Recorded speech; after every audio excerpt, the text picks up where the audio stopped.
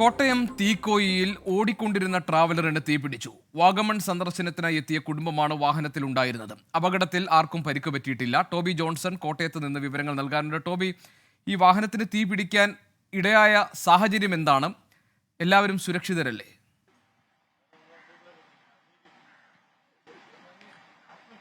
ഗോപി, ആദ്യം തന്നെ എല്ലാവരും സുരക്ഷിതരാണ് എന്നുള്ളൊരു വാർത്ത നമുക്ക് പങ്കുവെക്കാം.